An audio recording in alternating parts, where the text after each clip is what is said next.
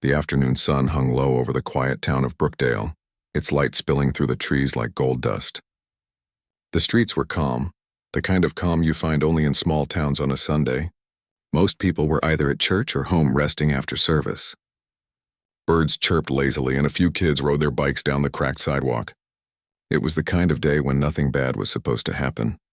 Driving slowly down Maple Street was an elderly man named Elijah Turner.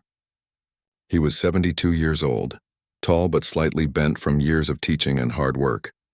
His car, an old light blue sedan, made soft clicking sounds from the engine, a sound he'd grown used to over time. Elijah had just left his daughter's house after Sunday lunch. His daughter insisted on packing him some leftovers, tucked neatly in foil containers on the passenger seat. The smell of baked chicken and cornbread filled the small car. Elijah loved days like this, peaceful, quiet, familiar. He rolled down the window to let in the warm breeze and hummed an old tune his late wife used to love. The radio was broken, but he didn't mind. He enjoyed the silence. It gave him time to think. As he drove past the park, he noticed 2 police cars parked near a gas station. He didn't think much of it. Police were always around somewhere. But after a few seconds, one of the cars pulled out and began following him. He checked his mirror, expecting the cruiser to turn at the next street. It didn't.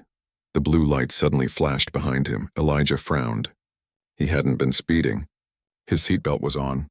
He'd stopped fully at every sign. Still, he pulled over as anyone would.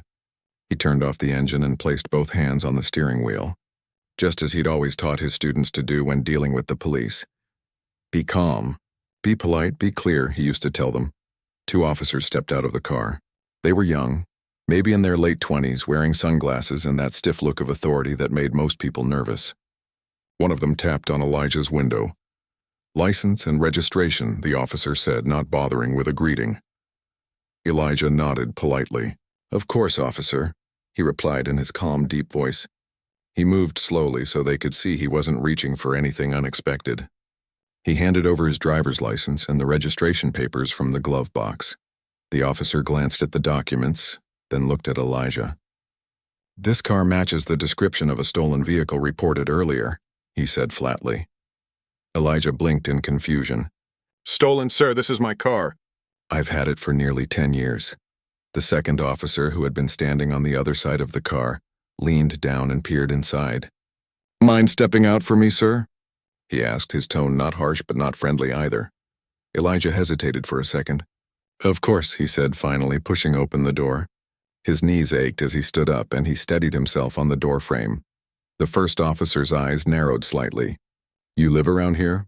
"Yes, sir," Elijah answered. "I've lived in Brookdale my whole life. Retired school teacher. I taught history at the high school for 30 years. The officer smirked slightly. "That so?" he said, glancing at his partner. "We'll see about that." Something about the tone made Elijah's stomach tighten. He could feel the weight of the situation shift from confusion to discomfort. He wasn't sure what they were looking for, but he knew from experience that sometimes being right didn't matter. "I can call my daughter," Elijah offered. "She lives just a few streets from here. She'll tell you." "Sir, just stand over there by the front of your car," the second officer interrupted. "We'll figure this out." Elijah sighed softly and did as told. The air was warm, but a small breeze moved through the trees, carrying the faint smell of barbecue from somewhere nearby. He could feel eyes on him. A couple walking their dog across the street had stopped to watch. A young man on a bike slowed down. In a small town like Brookdale, everyone noticed when someone got pulled over. The first officer spoke into his radio, giving Elijah's license plate number and details. The other officer stood nearby, one hand resting on his belt. Elijah felt his heart beating a little faster now. He wasn't angry yet, just confused and embarrassed. He thought of all the times he had told his students to trust the system, to believe that good people doing the right thing had nothing to fear. Now, standing in the middle of the street with cars passing slowly by, he wasn't so sure anymore. After a minute or two, the officer returned from the patrol car. "Mind if we search your vehicle?" he asked. Elijah blinked. "Search it? For what?" "Just routine, sir," the officer said curtly. "You said this is your car, right? Then there shouldn't be a problem." Elijah looked down at his shoes, then back at the car. "I'd rather you didn't," he said carefully. "There's nothing in there, but I don't think it's necessary." The officer's expression hardened. "Sir, you can cooperate now or make this more difficult than it needs to be." A familiar ache settled in Elijah's chest, a mix of frustration and fear. He didn't want trouble. He'd lived long enough to know that sometimes peace meant swallowing pride. So with a quiet nod, he said, "Do what you need to do, officer." The younger man opened the car door and began looking inside. He moved aside the foil containers, rummaged through the glove box again, and even checked under the seats. Elijah stood still, his hands clasped in front of him, trying to ignore the growing audience around them. A woman filming on her phone whispered to another bystander, "He's an old man." What are they even doing? Elijah caught snippets of their voices, but he didn't turn to look. He kept his eyes on the ground. He didn't want to give anyone a reason to say he was being difficult. After a few minutes, the officer shut the car door. "Nothing," he muttered. Then turning to his partner, he said, "Still waiting on dispatch?" Elijah looked up. "May I ask what this is really about?" he asked gently. "Because this doesn't feel like a simple misunderstanding." Neither officer answered. The first one walked a few steps away to take another radio call, and the second one kept watching Elijah with that unreadable expression. Moments later, the officer with the radio returned, his face slightly tense. "They're still checking," he said. "Just stay where you are." Elijah nodded, but he could feel the frustration rising inside him now. He thought about his daughter waiting for his call, about the food getting cold in the car, about the people staring at him like he'd done something wrong. He had spent a lifetime teaching respect, fairness, and patience. Now, in his twilight years, he was being treated like a criminal without reason. The silence stretched. The sound of crickets and the distant hum of a lawnmower filled the air. Finally, Elijah spoke softly, mostly to himself. "All this because of a car." The younger officer shifted uncomfortably. "Sir, it's just procedure." "Nothing personal." Elijah looked at him. "Son, everything feels personal when you've lived long enough to see the same thing happen again and again." The officer didn't reply. He looked away, pretending to check something on his belt. Then, out of nowhere, the radio on the other officer's shoulder crackled loudly. "Unit 7, confirmed the vehicle. Belongs to..." The rest was garbled by static. The officer pressed the button to repeat the message. "Say again?" There was a pause, then the voice came through clearer this time. "That vehicle is registered to a Mr. Elijah Turner." "Repeat, registered owner confirmed." "Retired school teacher." "No active warrants or theft report on that car." The officer glanced at his partner, then back at Elijah. "Well," he said awkwardly, "seems like it's not the same car after all." Elijah didn't move. He just looked at them, calm but tired. "I could have told you that 15 minutes ago," he said quietly. The first officer shifted, clearing his throat. "You can go, sir. Sorry for the inconvenience." Elijah gave a faint nod and turned to open his car door. His hands trembled slightly as he gripped the handle. He sat down slowly, taking a deep breath before starting the engine. As he pulled away, he could still feel the weight of their stares on his back. The street was still lined with people, some shaking their heads, others whispering. He didn't look at them. He just kept driving, one slow block at a time. A few minutes later, as he turned onto his street, Elijah exhaled deeply. He felt both relief and sadness. Relief that it was over. Sadness that after 72 years of doing right, he still had to prove his worth to strangers. At a stop sign, he reached over and touched the small cross hanging from his rearview mirror, the one his wife had given him years ago. "You'd tell me to let it go," he murmured. "But it's hard." He drove the rest of the way in silence, the afternoon light beginning to fade behind the trees. What Elijah didn't know was that this wasn't the end of the story. The next day, something would happen that would make the entire town look at that Sunday afternoon in a very different light. That night, Elijah hardly slept. He sat in his favorite chair by the window, the one that looked out over the quiet street. The neighborhood was still, except for the distant hum of crickets and the occasional bark of a dog. His old clock ticked steadily in the background, reminding him that time moved on, even when the mind stayed stuck in the past. He rubbed his hands together slowly, thinking about the day that had passed. It wasn't just the stop that bothered him. It was the look in those young officers' eyes, cold, distant, as if they had already decided who he was before he even spoke. That was the part that hurt the most. He thought about his wife, how she would have told him to let it go, to pray about it, to find peace where he could. But she wasn't here anymore. The house felt emptier now than it had in years. In the morning, he made himself a cup of coffee and sat at the kitchen table. The sun streamed in through the blinds, filling the room with a soft golden light. His radio was still broken, so the only sound came from the faint rustle of the newspaper he didn't really read. He stared at the front page but couldn't focus on the words. Around 9 o'clock, the phone rang. It was his daughter calling like she always did on Mondays. "Morning, Daddy," she said cheerfully. "You get home all right yesterday?" "I did," Elijah said, trying to sound normal. "You sound tired. You okay?" He hesitated, tapping his fingers against the table. "I'm fine, sweetheart. Just one of those long days." She paused. "What happened?" Elijah sighed softly. He didn't want to upset her, but he also didn't believe in hiding the truth. "Got stopped by the police yesterday. Said my car matched a stolen vehicle." Her voice dropped immediately. "What, are you serious?" "Mm-hmm. They checked everything, then said I was free to go." "Daddy, that's not right," she said firmly. "You didn't do anything wrong." "I know," he smiled faintly. "But I'm okay. It's over now." "It's not over," she replied. "It's never just over." She had inherited her mother's strong will. She said she'd call him later and hung up, but Elijah could tell she was upset. He stared at the silent phone for a moment, then turned to look out the window again. By afternoon, word had already begun to spread through Brookdale. Small towns have a way of passing stories along, and this one traveled fast.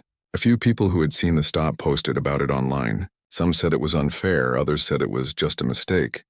But for many, it became the topic of quiet conversation in diners, barbershops, and porches across town. At the police station, the two officers involved, Miller and Daniels, sat in the break room. They didn't say much at first. Miller stirred his coffee, staring at the table. "You still thinking about yesterday?" Daniels asked. "Yeah," Miller muttered. "Something about it just doesn't sit right." Daniels shrugged. "It's part of the job. Mistakes happen." "He didn't get hurt," Miller frowned. "Still, he was an old man. We could have handled that better." Daniels leaned back in his chair. "You're overthinking it. People get pulled over all the time. It's not personal." But Miller couldn't shake the image of the man standing by the car, calm and quiet, his hands trembling slightly. The way he had spoken, polite, steady, dignified, it didn't fit the picture of someone suspicious. He looked like somebody's grandfather, somebody who'd seen too much already. Later that evening, as the sun dipped below the horizon, Chief Robert Hayes returned to his office after a meeting. He was tired, but a note left on his desk caught his attention. It was from dispatch, summarizing a routine stop report from the day before. Normally he wouldn't think twice about it, but something made him pause. He read through the details. Elderly male, local resident, name, Elijah Turner. His stomach tightened. The name was familiar. Very familiar. He read it again, his eyes widening. Elijah Turner was his wife's father. His father-in-law, Chief Hayes, sat back in his chair, stunned. "No, that can't be right," he whispered. He immediately picked up the phone and called dispatch. "This is Chief Hayes," he said. "Get me the officers who made that stop yesterday. Now." Back at home, Elijah was sitting in his recliner, flipping through old photo albums. Pictures of him and his late wife, of his daughter as a little girl, of students who had come back to visit him after graduation. Each photo was a small reminder of the life he'd lived. Honest, decent, hardworking. He wasn't bitter, not exactly. But there was a sadness there, one that came from knowing how easily people could look at you and see only what they wanted to see. He was lost in thought when a knock sounded at the door. He opened it slowly and saw two familiar figures standing there, the same officers from yesterday. For a second, Elijah didn't say anything. He just looked at them, his expression calm but guarded. "Mr. Turner," Officer Miller said quietly. "Evening, sir. We, wanted to come by and apologize." Elijah raised an eyebrow. "Apologize?" "Yes, sir," Miller said. "We made a mistake yesterday. We shouldn't have handled things the way we did." Daniels nodded stiffly beside him, his posture tense. "We were following a report, but we could have been more respectful." Elijah studied their faces for a moment. He could see discomfort in their eyes, not arrogance, not pride, just unease. He stepped aside slowly. "You might as well come in. No point talking out there." The officers exchanged a look before stepping inside. The living room smelled faintly of coffee and lemon polish. The walls were lined with framed pictures and a few old certificates from Elijah's teaching years. Miller looked around and saw a photo of Elijah standing beside the town's high school sign, surrounded by students. The caption read, "Retirement Day. Thank you, Mr. Turner. You taught at the high school?" he asked quietly. "For 30 years, Elijah said. History. I used to tell my students that learning from the past helps us avoid repeating it." He looked at them both meaningfully. "Seems like some lessons are slow to stick." There was an awkward silence. Miller cleared his throat. "Sir, we didn't mean—" Elijah held up a hand. "I know what you meant. You saw a car that looked like another car. You saw a man who looked like someone else. But you didn't see me." Neither of them spoke. The sound of the clock ticking filled the room. After a long pause, Elijah sighed softly. "You're young. You'll make mistakes. But when you carry a badge, those mistakes can hurt people. Sometimes not in the body, but in the heart." Miller looked down, ashamed. Daniel shifted uncomfortably. Finally, Miller spoke.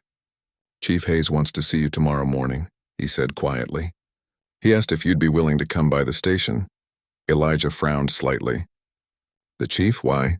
"He didn't say, sir. Just that it's important." Elijah nodded slowly. "All right. I'll come by." The officers thanked him again and left. When the door closed behind them, Elijah stood there for a moment, staring at the doorknob as if it held the answer to a question he hadn't yet asked. Then he went back to his chair, sat down, and whispered to himself, "Well, that's something new." The next morning, Elijah dressed in a clean shirt and slacks. He combed his silver hair carefully and put on his old brown hat. As he stepped outside, he noticed how bright the day was, too bright almost. He drove to the station slowly, his hands steady on the wheel. When he arrived, people in the lobby turned to look. The officers at the front desk nodded politely but looked nervous. Miller was waiting for him near the door to the chief's office.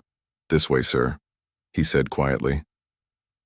Elijah walked in, and as soon as Chief Hayes looked up from his desk, the color drained from his face. The chief's eyes widened in disbelief. He stood up quickly, his mouth opening but no words coming out.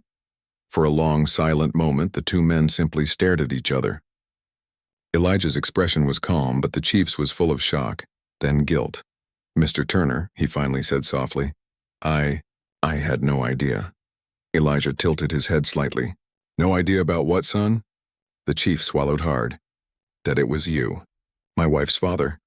The room fell into a heavy silence. Outside, the sound of a police radio crackled faintly. Inside, the chief's face turned pale as the full weight of what had happened sank in. Elijah stood quietly, his eyes steady, his voice calm. "Well," he said slowly, "I suppose that makes this conversation a family matter, doesn't it?" And in that instant, the chief realized just how deep the mistake had gone, and that what came next would change far more than just one man's day. When Elijah stood in front of Chief Hayes that morning, time seemed to freeze.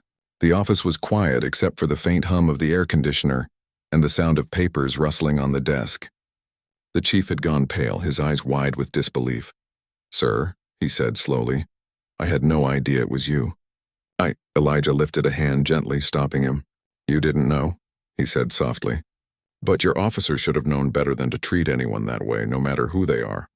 The chief nodded quickly. His hands trembled slightly as he motioned for Elijah to take a seat. "Please sit down," he said, his voice thick with emotion. "This shouldn't have happened. Not in my department." Elijah sat down slowly, folding his hands in his lap. His face was calm, but his eyes told a deeper story, one of pain, patience, and experience. Chief Hayes sank into his chair and let out a long breath. "I don't even know where to begin," he said quietly. "When I saw the report yesterday and realized your name was on it, I couldn't believe it. Your family—" Elijah looked at him with a faint, sad smile. "Family or not, it still happened. And truthfully, it happens to people every day who don't have anyone sitting in that chair to speak for them." The chief leaned forward. "You're right. And that's what makes this even worse." For a moment, neither of them spoke.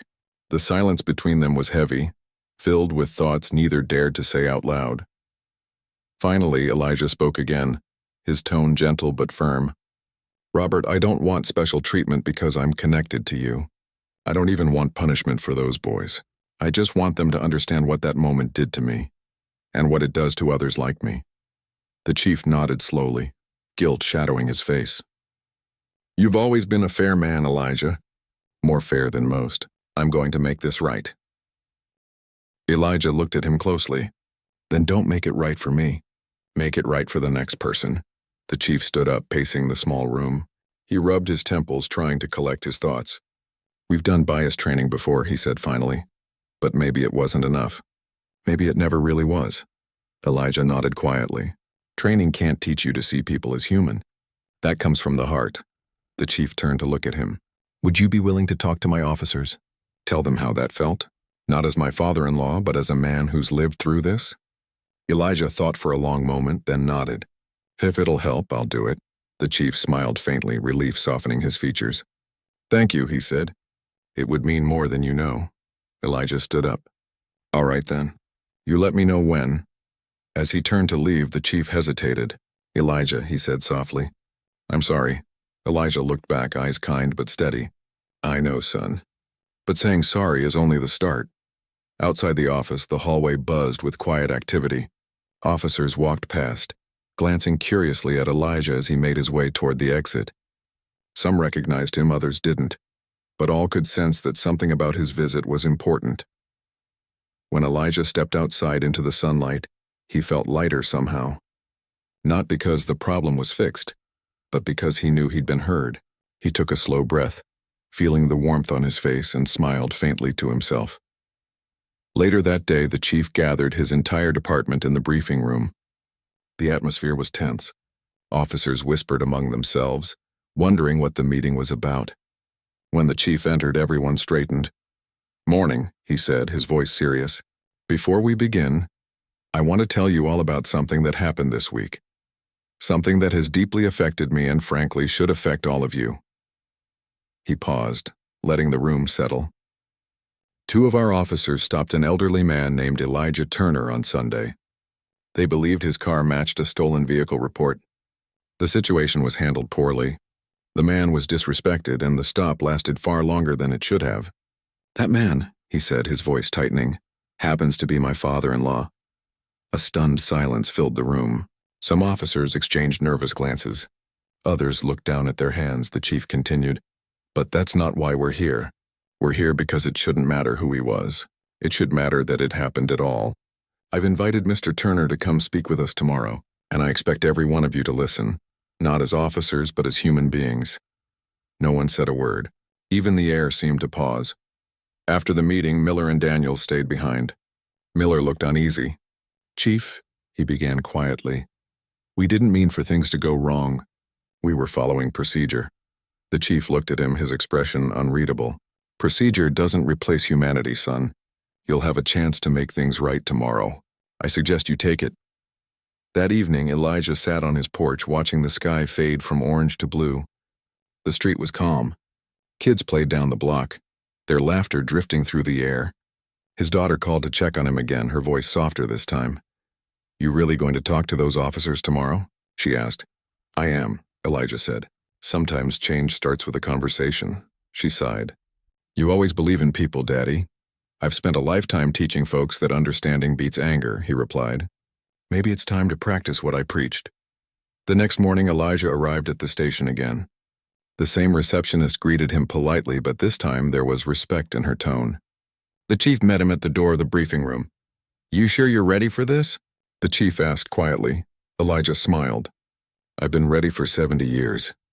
Inside, nearly every officer in the department sat waiting. Some looked uncomfortable, others curious. When Elijah entered, the room fell silent. He walked slowly to the front, his step steady, his eyes kind but firm. He began without notes, speaking in the same calm, thoughtful tone he'd used in classrooms for decades. "I'm not here to scold anyone," he said. "I'm here to tell you what it feels like to be treated like you don't belong in your own town." The room stayed still. "When you stopped me," he continued, "I did what I was supposed to do. I stayed calm. I followed orders. But inside I was scared. Not because I did something wrong, but because I knew that to you I wasn't a person. You saw a problem. You didn't see the man who taught your cousins, your neighbor's children, maybe even some of you sitting here. He looked around slowly, letting the words sink in. It's not about anger. It's about being seen. Every person you meet out there has a story just like you do. You wear that badge to protect people, not to assume the worst of them. He paused, his eyes resting on Miller and Daniels. You two came to my house and apologized. That took courage, but real courage is learning from it. Every time you stop someone, you have a chance to build trust or to break it. The chief watched quietly, his eyes misty. The room was completely silent. Elijah took a deep breath and continued, his voice soft but firm. You can't change what happened yesterday, but you can change what happens tomorrow. Remember that. When he finished, the room erupted in quiet applause, not the kind meant to flatter, but the kind that comes from respect. A few officers even stood up, moved by his calm honesty. Afterward, Miller approached him, his face serious. Mr. Turner, he said quietly, thank you. I'll remember what you said. Elijah smiled faintly. That's all I ask. As he walked out of the station, the chief followed him to the door. You might have just changed a few hearts in there, he said softly. Elijah looked out at the bright morning sky.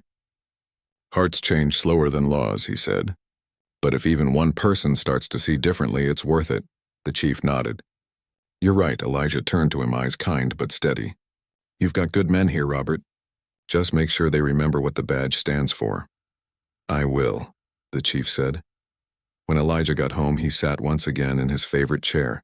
The house was quiet, but the quiet felt different this time. Less heavy, more hopeful. He poured himself a cup of tea and smiled faintly. For the first time in a while, he felt that maybe, just maybe, something good could come out of what had happened. Not because of anger or punishment, but because of understanding. And though he couldn't know it yet, the talk he gave that day would travel far beyond the walls of that police station. People would share it, retell it, and remember the old teacher who turned a moment of pain into a lesson for everyone. The morning after Elijah spoke at the police station, the town felt a little different. It wasn't something you could see exactly, but people seemed to look at one another a bit longer, like they were thinking about what they said and how they acted. Word had spread fast about his talk. Someone who'd been in the room had shared a short clip online, and before long the story was all over town. At the diner, folks whispered about it over coffee. At the barbershop, people nodded as they listened to the recording. Even at the high school where Elijah had once taught, a few teachers shared the story with their students. Everyone had an opinion, but most agreed on one thing. It took real courage to stand in front of that room and speak from the heart. For Elijah, though, it wasn't about courage. It was about honesty. He had lived long enough to know that real change didn't start with shouting or anger. It started when people began to listen. That morning, Elijah sat on his porch, the same spot where he liked to drink his tea. A few neighbors waved as they passed by. Some stopped just to say they'd heard about his speech and that it had moved them. Elijah listened kindly, thanked them, but didn't make much of it. He wasn't looking for attention. He only hoped that the people who most needed to hear it had really listened. Later that afternoon, a familiar car pulled up in front of his house. Chief Hayes stepped out, still wearing his uniform but looking more relaxed than usual. He walked up the path with a small envelope in his hand. Afternoon, Elijah, he said with a small smile. Afternoon, Chief, Elijah replied, motioning toward a chair on the porch. You're out early today. I wanted to stop by and thank you again, the chief said, taking a seat. You didn't just talk to my officers, you gave all of us something to think about. Elijah smiled faintly. I just said what needed to be said, the chief nodded. Sometimes that's the hardest thing to do. He hesitated, then held out the envelope. This is from the department. A small token of appreciation. It's nothing much, but we wanted you to have it. Elijah opened the envelope carefully. Inside was a handwritten letter signed by every officer in the department. The words were simple but sincere. Apologies, gratitude, and promises to do better. For a long moment, Elijah didn't say anything. He just looked at the letter, running his finger gently over the inked names. Finally, he looked up. You tell them I appreciate this, he said softly. And I'll hold them to their word. The chief smiled. I think they mean it, Elijah. That talk changed something? Maybe, Elijah said thoughtfully. But real change isn't in the talking. It's in what you do after the talking's done. The chief nodded slowly. You sound like you're still teaching. Elijah chuckled quietly. Maybe some lessons never stop. They sat in silence for a while, listening to the birds and the hum of a lawnmower down the street. The chief seemed deep in thought. After a few minutes, he spoke again. You know, he said, I've been thinking about starting a new program, something that brings the officers closer to the community. Maybe have them spend time in schools, community centers, churches. I want to rebuild trust. Elijah looked at him with quiet approval. That's a good start. People can't trust you if they don't know you. And you can't protect folks if you're afraid of them. The chief nodded again, writing down notes in a small pad he carried. Would you help me with it? Maybe be part of a committee? Elijah smiled. You sure you want a retired teacher telling your officers what to do? The chief laughed softly. I think we could use the wisdom, Elijah agreed. All right then, I'll help. For the first time in a while, both men felt something that had been missing for too long. Hope. That week, the town council met to discuss the situation. The meeting room was packed. People from all parts of the community came. Church leaders, teachers, students, parents, even a few local business owners. Everyone had heard what happened to Elijah, and they wanted to see what would come next. The chief stood at the front of the room, with Elijah sitting quietly beside him. Ladies and gentlemen, the chief began, this week has reminded me that law enforcement isn't just about enforcing rules.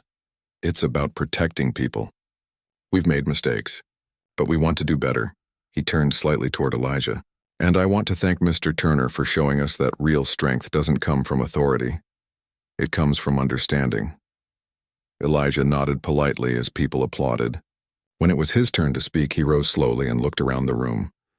I've lived here all my life, he said simply. Taught in your schools, shopped in your stores, watched your children grow up.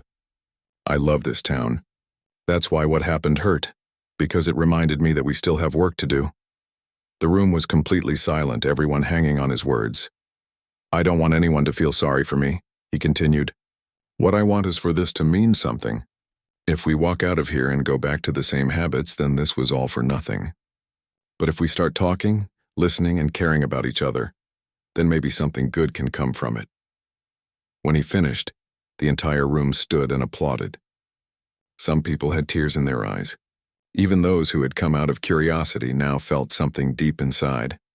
A quiet realization that they could all be part of the solution. Over the next few weeks, the new program began to take shape. Officers visited schools to talk with students. They joined town cleanup days and community events. Slowly, the tension that had long lingered between the police and the townspeople began to ease. Elijah often came by to check on things, offering quiet advice and gentle encouragement. He never made speeches about it. He didn't need to. Just his presence reminded everyone why they were doing it. One Saturday afternoon, Elijah was invited to the park where a community picnic was being held. Families gathered under the trees, kids ran around with balloons, and the smell of grilled food filled the air. For the first time in years, officers and residents laughed together, sharing plates and stories. Elijah sat under a shade tree, watching with quiet pride. Chief Hayes walked over with 2 plates of food. Mind if I join you? The chief asked. Not at all, Elijah said with a smile. Looks like your idea worked. The chief looked around, his expression soft. No, he said quietly. It was our idea. They sat together in comfortable silence, watching as one of the young officers knelt to help a little boy tie his shoe.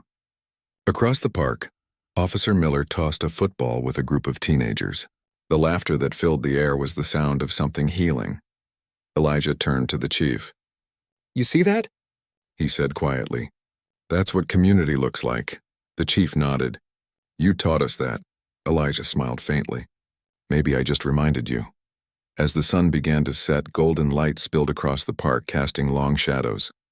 Elijah leaned back, listening to the soft music playing from a nearby speaker. For the first time in a long while, he felt at peace. Before he left, several people came up to thank him again, young, old, from every walk of life. One woman said, You changed the way we see things, Mr. Turner. He smiled kindly. I didn't change anything. You all did. That night, as he sat at home on his porch, the sky glowing faintly pink, Elijah thought about how life could turn the smallest moment of pain into something meaningful. He remembered how that day on the side of the road had made him feel powerless and how somehow it had led to this, a whole town trying to do better. He looked up at the stars, his eyes gentle but full of wisdom. "You were right, my love," he whispered softly, thinking of his late wife. "You always said light finds its way through cracks. I guess you were right again." The wind rustled through the trees, and for a brief moment, it felt like she was right there beside him, the same way she always had been when things were hard. Elijah took a slow sip of his tea and smiled. Maybe he hadn't just taught history after all. Maybe in some small way he'd helped make a bit of it too. The seasons changed quickly after that summer. The air turned crisp, the trees painted the town in gold and orange, and life slowly found its rhythm again. Brookdale wasn't the same town it had been before that day on the roadside. Something had shifted, quietly but deeply. Everywhere Elijah went, people greeted him with genuine respect. The same officers who once looked past him now stopped to shake his hand. The same neighbors who once turned away during uncomfortable conversations now talked openly about what fairness meant. Change hadn't come overnight, but it had come, one heart at a time. Elijah didn't think of himself as a hero. He still rose early, brewed his tea, and walked down to the little park where he used to read. Sometimes he'd see kids running past in school uniforms waving as they went by. Sometimes a parent would stop and thank him for what he'd done. He always smiled, nodded, and said, "Just keep doing your part." One morning the police chief called. His voice was warm but carried a hint of sadness. "Elijah," he said, "there's something I'd like you to see." They met at the community center where sunlight streamed through tall windows. The chief led him to a new wall covered with framed photos. Children, families, smiling faces of officers and residents working together. Above the wall, bold letters read, "The Turner Community Trust Program." Elijah stood silently for a long moment. His name on that wall looked strange to him, almost too big. He shook his head gently. "You didn't have to do this," he said quietly. The chief smiled. "We wanted to. You reminded us what this town could be. It's the least we could do." Elijah's eyes softened. "Then promise me one thing," he said. "Don't let it just be a name on a wall." The chief nodded firmly. "I promise." The two men stood there together, surrounded by the sound of laughter from a nearby classroom where children were learning about kindness and respect. It was hard to imagine that only months ago, the same town had been divided by tension and mistrust. Later that week, the local paper printed an article titled, "One Man's Patience Changed a Town." It told the story simply, how a retired teacher had turned a painful experience into something hopeful. Elijah read it once, then folded it neatly and placed it in a drawer. He didn't like being the center of attention, but he was proud of what it meant. As the months went by, the program grew. Officers volunteered to mentor teenagers. Students wrote essays about fairness and respect. Churches hosted joint events with the police department. And every so often, Elijah would get a call asking him to speak. Sometimes to schools, sometimes to community groups, sometimes to new recruits at the police academy. He always spoke the same way, calm, gentle, real. "It's not about who's right or wrong," he'd say. "It's about remembering we're all people, trying to live and be understood. The day we forget that, we lose more than trust, and we lose our humanity." People listened. They took notes. Some even cried quietly. It wasn't because his words were fancy. It was because they were true. One cool autumn afternoon, Elijah was sitting on his porch again when his daughter arrived for a visit. She carried a small basket of fresh muffins and a smile that warmed his heart. "Daddy," she said, placing the basket on the table, "you've become a bit of a celebrity around here." He chuckled. "Is that so?" "Oh yes," she teased. "They even mentioned you at the council meeting last week. Something about a state award?" Elijah frowned slightly. "Award? I didn't do any of this for awards." "I know," she said softly. "But people notice, Daddy. They see how you handled everything. You turned something ugly into something beautiful. That matters." He looked at her for a long moment, his eyes kind but thoughtful. "You know," he said slowly, "your mama used to say the same thing. She always believed good could come from anything, if you let it." His daughter smiled, her eyes glistening. "She'd be proud of you." Elijah looked out at the street. the leaves swirling gently in the wind. Maybe she already is. The following month, the town organized a community event in the park, a celebration of progress and unity. Families gathered under colorful tents, children played games, and music filled the air. On a small stage near the gazebo, the mayor took the microphone and began to speak. "Today," she said, "we celebrate how far we've come as a town. And we honor the man who reminded us that kindness is stronger than fear, and that patience can change hearts." She motioned toward Elijah, who was sitting quietly in the front row. The crowd turned to applaud, their faces glowing with admiration. Elijah rose slowly and waved modestly. When the applause faded, the mayor presented him with a framed certificate and a small medal. "For inspiring unity and compassion in Brookdale," she read aloud. Elijah took the frame gently, his fingers trembling a little. "Thank you," he said into the microphone, his voice soft but clear. "But the truth is, this belongs to all of you. Because it takes more than one person to change a town. It takes every one of us choosing to see the good in each other, even when it's hard." The crowd clapped again, some cheering, some wiping away quiet tears. After the ceremony, people came up to him, children asking for photos, older folks thanking him for giving them hope. Elijah smiled at each of them, listening more than he spoke. As the sun dipped low, painting the sky in shades of pink and orange, the chief approached with a small notebook in his hand. "We're planning to take the program statewide," he said proudly. "Other towns want to learn from what we did here. Would you come with me to talk to them?" Elijah laughed softly. "You want to drag an old man around the state now?" The chief smiled. "You're not just an old man. You're the reason we're better." Elijah thought about it for a moment, then nodded. "If it'll help others, I'll go." That night, after the celebration ended and the park grew quiet, Elijah sat alone on a bench, looking up at the stars. The same stars he'd looked at many nights before, when he'd been angry, confused, and tired. Now they felt different, softer somehow, brighter. He thought about all that had happened, the fear, the misunderstanding, the apology, and finally, the forgiveness. It had taken so much out of him, but it had given something back, too. He smiled faintly to himself. "Funny," he whispered, "how a bad day can lead to something good." In the weeks that followed, he and the chief traveled to nearby towns, speaking at gatherings and workshops.